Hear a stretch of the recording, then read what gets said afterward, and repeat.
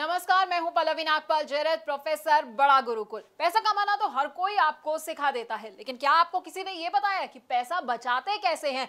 जानते हैं मैं ये बात क्यों कह रही हूं? क्योंकि ये कहा जाता है कि एक एक बचाया हुआ रुपया कमाए हुए एक एक रुपए के बराबर होता है। इसलिए पैसे कमाने के साथ साथ ये बहुत जरूरी है कि पैसे को बचाया कैसे जाए। इसलिए तो हम आपको बताएंगे कि कैसे आप पैसे बचा सकते हैं और उसे निवेश कर सकते हैं। अब कभी किसी के घर पे शादी होती है, कभी उसे घर भी खरीदना होता है, तो ऐसे में ना आपको समझ नहीं आता होगा कि भाई मैं पैसा कहां से निकालूं। तो घबराए नहीं, क्योंकि हम आपको ये भी बताएंगे कि किस लक्ष्य के लिए आप कैसे पैसा बचा सकते हैं। तो आपके लिए कहां निवेश करना सही होगा, इन टिप्स के साथ हमने आपके लिए बहुत ही खास कोर्स बनाया है। इसमें हम आपको बताएंगे कि आखिरकार गोल बेस्ड फाइनेंशियल प्लानिंग क्या होती है। अब आप सोचेंगे कि भाई सेविंग और इन्वेस्टमेंट तो मैं करता ही रहता हूं, लेकिन आपको पता है सेविंग और इन्वेस्टमेंट में ना बड़ा अंतर होता है। तो ये अंतर क्या होता है ये भी हम आपको बताएंगे।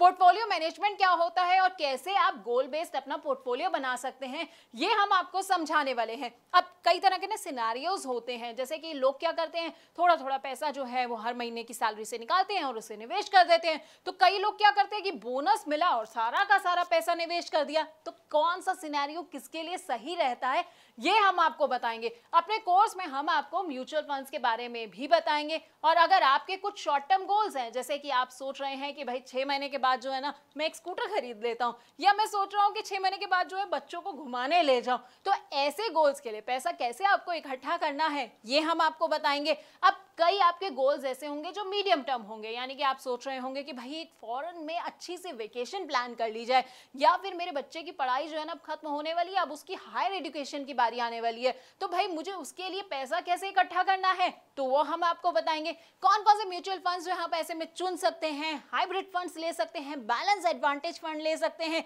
लेकिन अब आप ये सोच रहे होंगे भाई ये सारे फंड्स कौन से होते हैं, तो हम आपको ना इन तमाम फंड्स के बारे में बड़े अच्छे से बताने वाले हैं। उसके अलावा हमारी जिंदगी का जो सबसे बड़ा और सबसे लंबा गोल होता है ना, रिटायरमेंट प्लानिंग का, वो आप कैसे कर सकते हैं। म्यूचुअल फंड्स के जरिए अपनी रिटायरमेंट प्लानिंग आप कैसे कर सकते हैं, कौन कौन से फंड्स आप चुन सकते हैं, ब्लू चिप फंड कौन से होते हैं, मिड कैप फंड कौन से होते हैं, या स्मॉल कैप फंड्स जो हैं वो आपके लिए कैसे फायदेमंद हो सकते हैं, तो हम आपको बताएंगे। इसके अलावा ना निवेश के बड़े सारे और भी इंस्ट्रूमेंट्स होते हैं। अब जैसे पीपीएफ होता है, नाम तो सुना होगा आपने, एनपीएस होता है, एलआईसी के प्लान्स के बारे में तो हर कोई जानता है, और इक्विटी और डेट इंस्ट्रूमेंट्स के बारे में तो हर कोई जो है वो पूरा अच्छे से समझता आया है। लेकिन इनमें से आपके लिए कौन सा प्लान सही रहेगा ये शायद आप नहीं जानते होंगे। तो हम आपको ना अपने कोर्स में इन तमाम प्लान्स के बारे में अच्छे से जानकारी भी देने वाले हैं।